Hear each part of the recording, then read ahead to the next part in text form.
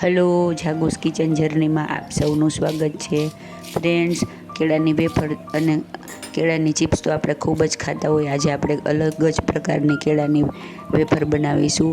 આ વેફર એટલી super tasty અને સુપર યમી છે ને કે હું તમને શું કહું, બનાવ્યા ભેગી ખાલી થઈ જશે. તો ચાલો શરૂ કરીએ. સૌથી પહેલાં મેં 3 થી 4 નંગ કાચા કેળા લીધા છે અને તેને બે સાઈડ એજીસ તેના કટ કરી નાખવાના છે.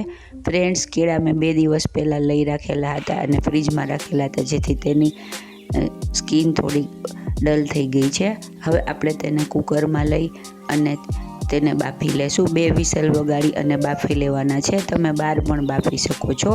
પછી સેજ ઠરે એટલે તેની સ્કીન ઉપરથી કાઢી નાખવાની છે. હવે આપણે તેના 1-1 ઇંચ જેટલા ટુકડા કરીશું. જો આટલા માપના ટુકડા કરવાના છે. અત્યારે શ્રાવણ મહિનો ચાલી રહ્યો છે, તો આપણે ગમે ત્યારે વેફર આ તે બધું ખાતા હોય અને બનાવતા હોઈએ તો આ ખૂબ જ સારો ઓપ્શન છે. તો તમે ચોક્કસથી ટ્રાય કરજો. એકદમ ટેસ્ટી અને એકદમ ફટાફટ બની જાય છે. આપણે કેળાની પહેલી વેફર બનાવીએ તો તેને ખૂબ જ વાર લાગતી હોય છે. આ એકદમ ઝડપથી બની જશે. હવે આપણે તેલ ગરમ કરવા મૂકીશું. તેલ એકદમ ગરમ થાય એટલે આપણે કેળાના જે પીસ કરેલા હતા તે આમાં એડ કરી દઈશું અને તેને ફાસ્ટ ગેસે સતત ચલાવતા રહેશું અને એને ફ્રાય કરી લેશું.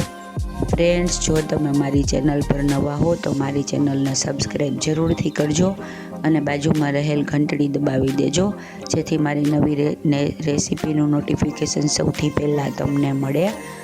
જો આવા કેળા એકદમ લાઇટ થઈ જશે અને આપણે તેને હવે લઈ લેવાના છે. ત્યારબાદ જો આવી સ્લાઈસ આપણને મળશે. હવે આપણે 1-1 સ્લાઈસ લેતા જશું અને તેને આપણે વાટકીની મદદથી કે ગમે તે કાંઈક ડીશ કે હોય તેની મદદથી આવી રીતે પ્રેસ કરી દેશું અને આવી તેની સ્લાઈસ રેડી થઈ જશે. ફ્રેન્ડ્સ, મારી રેસીપી તમને ગમતી હોય તો તેને વધુમાં વધુ શેર કરી મને સપોર્ટ કરજો, કેમ કે તમારા સપોર્ટની મને ખૂબ જ જરૂર છે. જુઓ, આપણે આવી સ્લાઈસ બધી રેડી થઈ જશે. હવે આપણે ફરીથી તેલ ગરમ કરવા મૂકીશું અને ત્યારબાદ તેને ગરમ તેલમાં બ્રાઉન કલરની ક્રિસ્પી થાય ત્યાં સુધી તળી લેશું. ઓલી વેફર કરતાં આ કેળાની આને ટૂંક પણ કહેવાય. આ ખૂબ જ સરસ લાગે છે અને ખાવામાં એકદમ મજાની અને ટેસ્ટી લાગે છે. તો તમે ચોક્કસથી બનાવજો. જુઓ, આપણી બ્રાઉન કલરની કેળાની ટૂંક રેડી થઈ ગઈ છે. કેળાની પૂરી પણ આને કહી શકાય. આવી રીતે આપણે બધા બેચીસને તળી લેશું. જો એકદમ બ્રાઉન કલરની અને એકદમ ક્રિસ્પી એવી આપણી કેળાની વેફર રેડી થઈ ગઈ છે, એટલે કે કેળાની પૂરી રેડી થઈ ગઈ છે.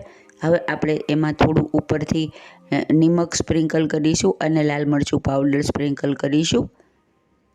અત્યારે આપણે ફરાળમાં બનાવીએ છીએ એટલે આપણે બીજું કશું એડ કરતા નથી. બાકી તમે આમાં ચાટ મસાલો કે એવું પણ એડ કરી શકો. હવે આપણે તેની ક્રિસ્પીનેસ જોઈ લઈએ. જુઓ, એકદમ ક્રિસ્પી અને એકદમ કડક રેડી થઈ ગઈ છે. ખાવાની ખૂબ જ મજા પડે એવી આપણી કેળાની પૂરી રેડી છે. તો તમે પણ આ શ્રાવણ મહિનામાં ચોક્કસથી બનાવજો. એકદમ ફ્રેશ અને એકદમ ફટાફટ બની જાય એવી અને એકદમ ટેસ્ટી તો જોરદાર કે તમને ખાવાની મજા જ પડી જાય. બનાવ્યા ભેગી તરત જ ખલાસ થઈ જશે એની મારી ગેરંટી છે ને. એકદમ જોરદાર, ખાવામાં એટલી જ મજેદાર અને એટલી જ ટેસ્ટી છે. તો તમે પણ ચોક્કસથી બનાવજો. ફ્રેન્ડ્સ, જો તમને મારી રેસીપી પસંદ આવી હોય તો મારી ચેનલને લાઇક, શેર અને સબસ્ક્રાઈબ જરૂરથી કરજો. ધન્યવાદ.